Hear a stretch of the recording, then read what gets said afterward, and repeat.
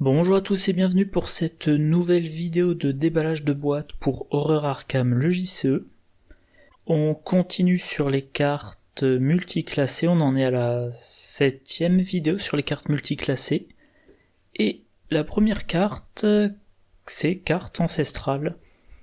Un soutien biclassé chercheur et truand de niveau 1 qui coûte 2, qui occupe un emplacement d'accessoire.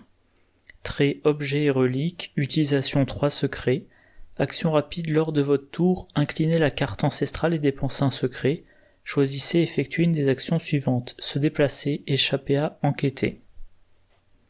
On a également la version de niveau 4, qui permet de choisir et d'effectuer 2 actions parmi les 3, dans l'ordre de son choix.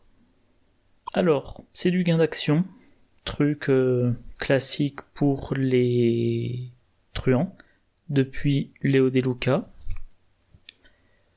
On a la possibilité de faire 3 actions, donc du déplacement, de l'évasion ou de l'enquête. Alors le déplacement, ça fait penser à éclaireur. Voilà, éclaireur qui permet en action rapide de se déplacer vers un lieu connexe, mais si on n'est pas engagé. L'évasion, ça fait penser à doublure qui permet pour 2 d'échapper à un ennemi, par contre uniquement non élite, et une enquête, une enquête. Donc déjà c'est du gain d'action, c'est toujours très intéressant. Alors les choix des actions, se déplacer, c'est quand même un truc qu'on aura à faire dans la partie régulièrement. Donc c'est pas circonstanciel. Échapper à, je dis ça fait penser à doublure, mais doublure, c'est pas un test. Là sur carte ancestrale, il y a quand même, c'est une action basique, donc il faut quand même faire le test. Et enquêter, pareil, une action basique d'enquête, c'est quand même le truc à faire dans le jeu. Il faut qu'on réussisse il faut qu'on ait des indices, souvent en faisant des enquêtes, pour avancer dans le deck act, pour arriver à la fin du scénario et obtenir une résolution positive. Alors on note qu'avec la version de niveau 4, quand même, en action rapide, on fait 2 actions. Donc par exemple, si on est dans un lieu sans indice, on se déplace, puis on fait une enquête. Si on est dans un lieu engagé qu'un ennemi, on va échapper et se déplacer, par exemple, ou échapper puis enquêter. Donc du gain d'action pour des actions bien précises, mais des actions bien précises qui seront souvent nécessaires. Alors, quand il y a marqué qu'on doit effectuer 2 actions, je suis en train de vérifier, il n'y a pas marqué 2 actions basiques, donc en fait, se déplacer, si vous avez une carte avec se déplacer écrit en gras, ça marche, pareil pour échapper à et pareil pour enquêter. Par exemple, vous pouvez... je croyais l'avoir mis quelque part. Voilà, vous pouvez utiliser votre action d'enquête pour jouer chercher des réponses, par exemple. Alors vous avez un certain nombre de secrets, mais des cartes qui interagissent avec les secrets, il y en a plein. Le grand classique de la fiction à la réalité. Voilà, une action de ressources, mais vous mettez 2 secrets sur un soutien que vous contrôlez, il suffit qu'il y ait un indice dans votre lieu. La version de niveau 2, elle vous permet de mettre 2 secrets sans condition, répartis potentiellement parmi plusieurs soutiens, et 3 secrets si vous avez un indice dans votre lieu. On a révélation stupéfiante, voilà, quand vous tutorez, si vous révélez révélation stupéfiante parmi les cartes consultées, vous avez un secret. Et on a l'étudiant énigmatique qui a 3 secrets qu'il peut déplacer vers un autre soutien. Et enfin, le fil d'Ariane, vous avez la possibilité, une fois par round, de l'incliner, de déplacer une ressource de votre réserve sur cette carte en tant que secret. Et les secrets qu'il y a là-dessus peuvent être utilisés par n'importe quel soutien contrôlé par un investigateur dans le lieu. Du coup, la carte ancestrale, c'est du gain de ressources, gain d'action, gain d'une action par round avec la version de niveau 1, gain de 2 actions par round avec la version de niveau 4. Alors, attention, vu comme c'est marqué, il faut faire les 2 actions, il faut les choisir et les effectuer. Et quelqu'un fait remarquer dans les commentaires, je crois, je sais plus où j'avais vu le commentaire, ah oui c'est là. Moi j'arrive plus à le retrouver, mais quelqu'un faisait remarquer qu'avec la version de niveau 4, vous choisissez, vous effectuez 2 actions.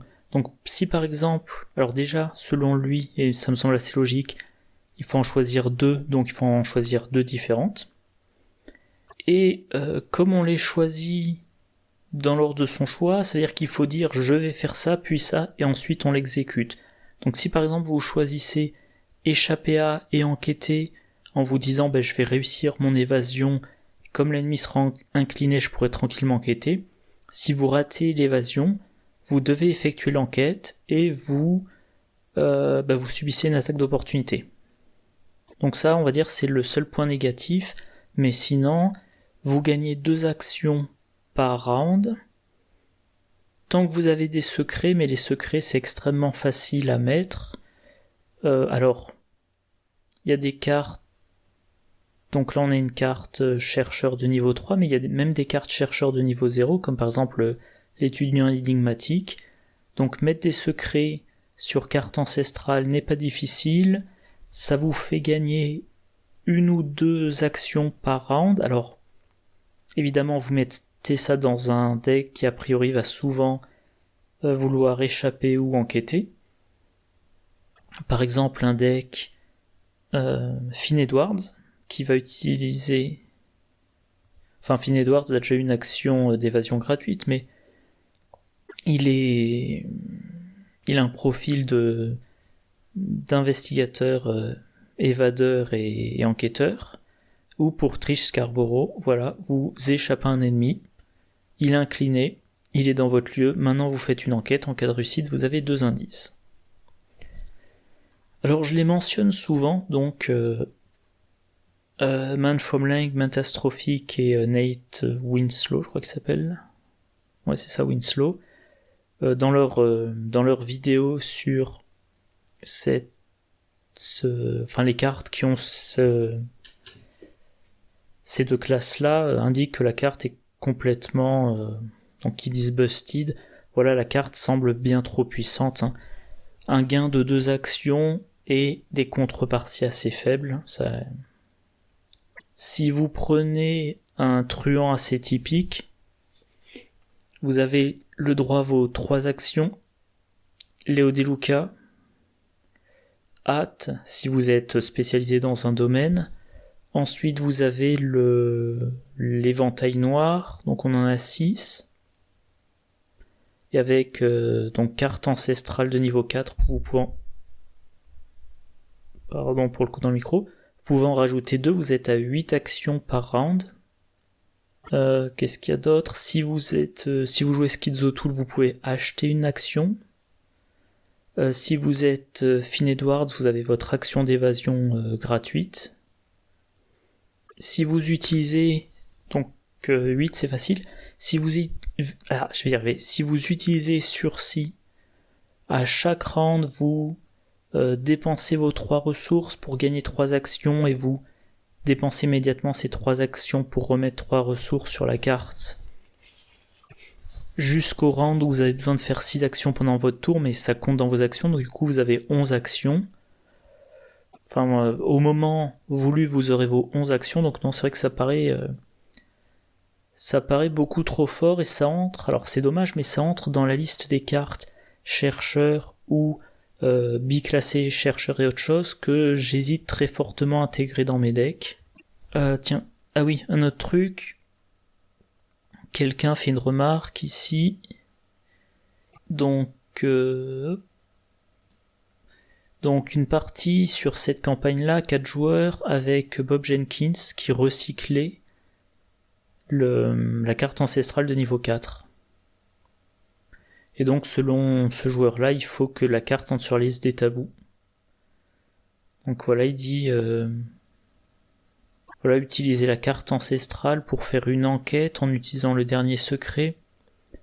On active récup, donc pour ça il faut réussir de 2, ce qui permet de prendre l'autre copie de carte ancestrale, celle qui est dans la défausse, on la met dans sa main, puis on joue cette deuxième copie grâce à l'action de Bob, ce qui veut dire que que la copie déjà en jeu vient d'être défaussée, et au 5e tour, on récupère la copie numéro 1 et on la joue, et du coup ça donne du 4 actions tous les 2 rounds.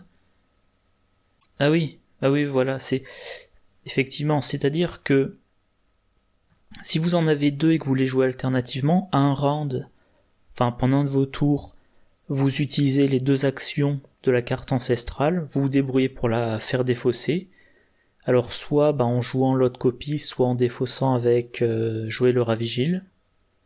Vous jouez l'autre exemplaire, alors encore une fois, ça peut être avec jouer le ravigile, ça peut être avec l'action bonus de Bob Jenkins. Immédiatement vous utilisez la deuxième copie, vous avez vos plus 2 actions. Donc plus 2 actions avec la première copie, plus 2 actions avec la deuxième copie. Sur ce tour-ci, vous avez eu vos plus 4 actions. Le tour suivant, vous avez droit à plus 2 actions. Le tour suivant, les 2 actions de la copie que vous avez en jeu, puis les 2 actions de la copie que vous récupérez, que vous remettez en jeu. Donc alternativement, plus 4 actions, plus 2, plus 4, plus 2, plus 4, pendant toute la partie, à partir du 3e round, au plus tôt. Voilà. Alors, deuxième carte, c'est Genet Bourgard, une carte biclassée chercheur et truand, un allié de niveau 3 qui coûte 5, qui a les traits allié et voyageur. Vous gagnez plus en intelligence et plus en agilité. Réaction, lors de votre tour, après vous êtes déplacé vers un lieu, inclinez Genet Bourgard, déplacez un indice ou un ennemi non élite d'un lieu connexe vers votre lieu ou vice versa. Alors, les bonus font tout de suite penser à Lola Santiago, qui est également de niveau 3. Les bonus, évidemment, rappellent que pour outil de crochetage, on gagne un plus 2. Voilà, alors maintenant... Ah oui, j'ai oublié de dire 2 points de vie, 2 points de santé mentale, et donc occupe un emplacement d'allié. La capacité en elle-même. Lors de votre tour, après vous êtes déplacé vers un lieu, donc c'est-à-dire que vous choisissez vers quel lieu vous allez, vous y déplacez, vous le révélez, et ensuite vous choisissez d'incliner Genet Bourgard, soit pour amener un indice de n'importe quel lieu, un indice ou un ennemi non élite de n'importe quel lieu connexe, pas forcément le lieu dont vous venez, vers votre lieu ou inversement. Donc en fait c'est une carte qui va vous permettre de déplacer les indices et les ennemis non élites pour les placer au meilleur endroit possible pour vous. Alors, une bonne interaction, c'est avec travail de terrain. Réaction, après vous êtes déplacé vers un lieu, si ce lieu a au moins un indice sur lui, inclinez travail de terrain, vous gagnez plus 2 à votre valeur de compétence pour le prochain test de compétence que vous effectuez à cette phase. On a donc 2 réactions qui précisent après vous êtes déplacé vers un lieu. Aucune n'est forcée. Alors, dans les 2 cas, il s'agit de réaction. Dans les 2 cas, c'est après vous êtes déplacé vers un lieu. Aucune des 2 n'a forcé. Donc, on choisit laquelle des 2 on applique en premier. Donc, on peut par exemple entrer dans un lieu, voir qu'il n'y a pas d'indice, amener un indice avec soi grâce à Genet Bourgard. Voilà, on entre dans le lieu. On choisit d'incliner Genet Bourgard pour y faire venir un indice, puis ensuite on résout l'autre, à savoir dire je me suis déplacé dans un lieu et il y a un indice qu'on vient de mettre avec Genet Bourgard, donc j'active travail de terrain et j'ai mon plus 2. Je trouve que ça interagit bien avec télescope de poche. Alors pour ces 2 effets, le télescope de poche il vous permet en action rapide de regarder la face révélée d'un lieu connexe non révélé. Donc vous hésitez entre aller dans le lieu, vous êtes dans le lieu A, vous hésitez entre aller dans le lieu B ou dans le lieu C, vous regardez le lieu B, vous dites c'est pas intéressant donc je vais aller dans le lieu C, et vous allez dans le lieu C, et avec Genet-Bourgard vous pouvez amener avec vous un indice. Par exemple vous êtes dans le lieu A, vous dites bon ici, ce lieu a une valeur occulte de 4, il y a un indice, l'enquête est difficile, est-ce qu'il n'y aurait pas un lieu connexe avec une valeur occulte faible? Donc vous regardez la face révélée du lieu B, vous voyez que c'est aussi un 4, sa valeur occulte. Donc ça vous intéresse pas parce que c'est pas mieux, vous allez dans le lieu C. Vous révélez le lieu C. Vous constatez qu'effectivement la valeur occulte c'est 2, du coup grâce à Genet-Bourgard vous amenez un indice avec vous. Et maintenant l'enquête pour trouver cet indice sera plus facile. Qu'est-ce qu'il y a d'autre à dire? Alors évidemment si vous regardez dans le lieu et que le lieu vous intéresse, eh ben vous y allez. Autre chose, vous pouvez grâce au télescope consulter un lieu et voir que dans ce lieu, je reprends, donc là je parlais du fait qu'avec Genet-Bourgard on peut amener avec soi, enfin amener à soi plutôt. Encore une fois, c'est depuis un lieu connexe, pas forcément le lieu connexe dont vous venez. Donc vous entrez dans un lieu et vous dites, tiens, dans mon lieu il n'y a pas d'indice, j'amène avec moi un indice d'un autre lieu, notamment si vous jouez, que je vérifie rapidement, Ursula. Après que vous êtes déplacé vers un lieu, effectuez une action enquêtée. Donc, after you move, et là je vérifie, after you move. Voilà, même remarque pour travail de terrain. Vous jouez Ursula, vous savez qu'après être rentré dans un lieu, vous avez le droit à une enquête. Si dans votre lieu il y a un indice, pour faire une enquête dans votre lieu, il faut dépenser une action. Et ensuite, il vous faudra faire une action pour sortir de votre lieu. Maintenant, vous pouvez aller dans un autre lieu, alors potentiellement que vous avez choisi grâce au télescope de poche. Donc vous déplacez vers un autre lieu. Grâce à Genet, vous y mettez un indice. Grâce à la réaction après que, puis ensuite vous activez votre réaction après que, et vous effectuez votre enquête. Donc au lieu de dépenser une action pour enquêter puis une action pour vous déplacer, vous utilisez une action pour vous déplacer, vous amenez l'indice et vous avez votre action bonus d'enquête. Voilà. Donc je disais voilà, pour ce qui est d'amener vers soi, on peut aussi amener des ennemis. Et ça va servir notamment pour Trish Scarborough. Pour sa réaction, après que vous avez découvert au moins un indice dans un lieu où se trouve un ennemi, soit vous découvrez un indice supplémentaire dans votre lieu, soit vous échappez automatiquement à cet ennemi, limite d'une fois par round. Donc vous allez pouvoir faire venir un ennemi pas gênant pour trouver un indice supplémentaire, par exemple un ennemi distant. Il entre dans votre lieu, comme il est distant, il vous engage pas, vous faites votre enquête, vous avez 2 indices. Ou alors, à l'inverse, un ennemi, alors toujours non élite mais un peu gênant, vous le faites entrer dans votre lieu, vous trouvez un indice par n'importe quel moyen, de préférence une action rapide, et vous utilisez votre action pour échapper à cet ennemi. Comme ça, vous soulagez le groupe de la gestion de cet ennemi. Mais Genet, voilà, ou vice versa, vous pouvez aussi entrer dans un lieu, prendre un indice de ce lieu et l'envoyer dans un lieu connexe. Ou alors vous entrez dans un lieu, il y a un ennemi non élite, vous l'envoyez dans un lieu connexe. Alors, pourquoi faire ça? Alors que je vérifie.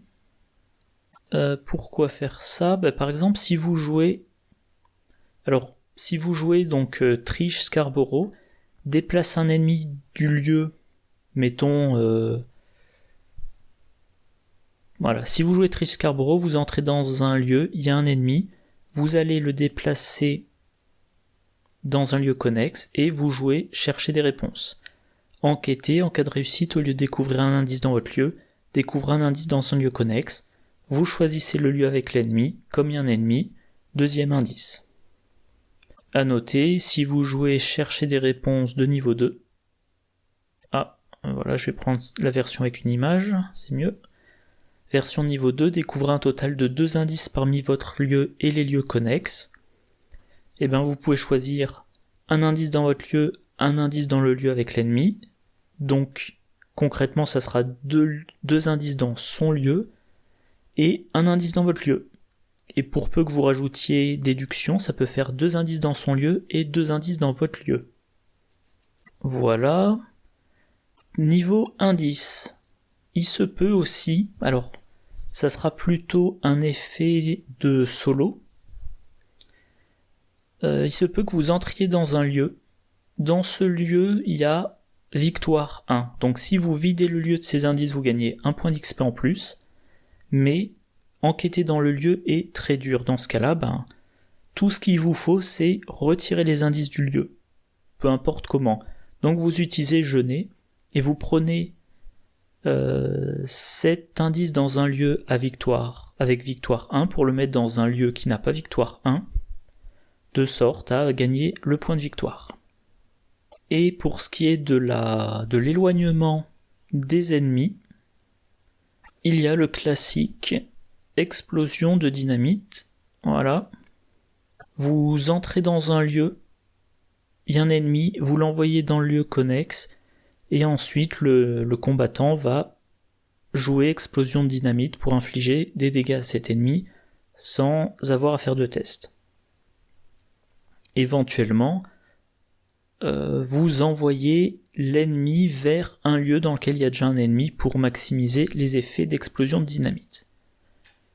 Alors, j'ai parlé de Trish Scarborough, mais un autre investigateur qui a intérêt à jouer cette carte, c'est Monterey Jack, parce que il a sa réaction. À la fin de votre tour, si vous êtes dans un lieu éloigné de une connexion par rapport au lieu où vous avez débuté ce round, soit vous gagnez une ressource, soit vous piochez une carte. Si vous êtes éloigné de 2 connexions ou plus, faites les deux à la place. Monterey Jack, c'est un investigateur qui veut être en permanence en mouvement. Mais généralement, on ne quitte pas un lieu si on n'y a pas pris tous les indices. Alors, comment dire ? Généralement, on essaie de prendre des indices pour avancer dans le scénario. Quand le lieu a victoire 1, on le vide de ses indices pour gagner de l'XP. Et éventuellement, si on est sûr d'avoir assez d'indices et qu'il n'y a pas de point de victoire, on peut se dire je me barre le plus vite possible pour avancer dans le scénario. Mais globalement, on est toujours réticent à partir en laissant des indices derrière soi, parce que ça veut dire que peut-être il faudra revenir plus tard. Et Monterey Jack avec Genet-Borgard, quand il reste plus qu'un indice dans son lieu, il peut partir et dire je déplace l'indice avec moi. Comme il s'est éloigné, et il aura sa ressource ou sa carte à la fin du tour. Mais comme il a amené l'indice avec lui, il l'a pas laissé derrière tout simplement. Alors il y a tout plein de combinaisons réalisables avec Genet-Borgard. J'ai l'impression d'en laisser plein de côté. Il me semblait qu'il y a quelques jours j'en avais listé beaucoup plus, mais je vais parler d'une dernière. Décrypter la réalité, un événement chercheur de niveau 5 qui coûte 4. Enquêter, la difficulté de ce test de compétence est égale à la valeur occulte la plus élevée parmi les lieux révélés en jeu. En cas de réussite, découvrez un indice de chaque lieu révélé en jeu. Donc décrypter la réalité, c'est schématiquement comme si vous arriviez à enquêter simultanément dans tous les lieux pour trouver un indice dans chaque lieu.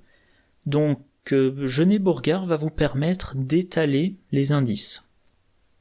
Imaginons que vous êtes dans le lieu de départ. Vous partez du principe que vous allez jouer décrypter la réalité. Vous partez du principe que vous n'échouerez pas, que vous débrouillerez pour réussir ce test. Vous êtes dans votre lieu de départ, il y a 2 indices. Vous avez besoin, mettons, de 2 actions pour vous équiper. Il vous reste une 3e action. vous utilisez vos 2 premières actions pour jouer Genet-Bourgard et faire quelque chose d'autre. Avec votre 3e action, vous entrez dans un lieu connexe, vous inclinez Genet-Bourgard, vous amenez un indice avec vous. Au round suivant, 2 possibilités. Soit vous restez... Si vous entrez dans un lieu dans lequel il n'y avait pas d'indice, maintenant il y en a un. Et vous dites, je peux laisser jusqu'à un indice par lieu, donc j'ai pas besoin de rester dans ce lieu. Soit il y avait des indices dans le lieu, mettons qu'il y en avait 2, vous en avez amené un 3e. Et vous allez enquêter enquêter ou jouer des effets pour prendre 2 indices et en laisser un seul, et vous continuez. Donc vous avez une assez bonne... vous vous déplacez rapidement dans les lieux, et dès que vous avez en main décrypter la réalité, vous le jouez et vous récupérez l'indice que vous avez laissé dans chaque lieu. Donc voilà, avec Genet-Bourgard, il y aura cette idée, chaque fois que je pars d'un lieu dans lequel il y a 2 indices ou plus, chaque fois que je suis dans un lieu avec 2 indices, j'en sors et j'amène avec moi un indice. Et chaque fois que j'entre dans un lieu sans indice, j'essaie d'amener vers moi un indice d'un lieu connexe dans lequel il y a 2 indices. Et donc éventuellement, si vous avez accès à beaucoup de lieux sans avoir à avancer dans l'acte, vous pouvez, dans un premier temps, vous contenter de révéler les lieux, d'emmener des indices des lieux à valeur occulte élevés vers les lieux à valeur occulte plus faible. Vous pouvez répartir les indices. Schématiquement, si vous avez en début de partie 3 lieux avec 2 indices et 3 lieux sans indice, au bout d'un certain nombre de déplacements, vous aurez 6 lieux avec un indice dans chaque. Là, vous jouez décrypter la réalité. Et vous pouvez, en une enquête, dans mon exemple, en une enquête réussie, vous prenez les 6 indices, au lieu de devoir faire 6 enquêtes. Alors encore une fois, j'insiste beaucoup là-dessus, il faut partir du principe que vous n'échouerez pas votre test de décrypter la réalité. Parce que si vous passez, 5 rounds à vous déplacer entre les lieux, que vous jouez décrypter la réalité, que vous avez un échec automatique, vous n'avez toujours aucun indice, et maintenant il va falloir soit jouer votre 2e copie de décrypter la réalité si vous en avez une, soit refaire en sens inverse votre cheminement pour trouver vos indices. Voilà. Allez, un petit bilan rapide. Carte ancestrale de niveau 1, c'est très bien, vous avez une action supplémentaire par round, soit pour vous déplacer, échapper à ou enquêter. Il vous faudra de la recharge en secret, mais c'est pas dur. Carte ancestrale de niveau 4, je trouve que c'est beaucoup trop puissant. Il y a beaucoup trop de gains d'action, et moi personnellement, je pense que je ne vais pas jouer cette carte. Et puis je verrai si dans 1 mois, 3 mois, on a une nouvelle liste des tabous avec une restriction quelconque. Et Genet-Bourgard, alors c'est excellent dans le bon style de deck, encore une fois dans un deck qui fait beaucoup de déplacements, de l'investigateur et des indices. Voilà, dans le deck adapté, dans un deck de style enquête à distance, avec chercher des réponses de niveau 2, avec bien informé, avec également décrypter la réalité, ça sera très fort. Et dans certains scénarios dans lesquels on est pressé par le temps, ça sera toujours ça sera très intéressant.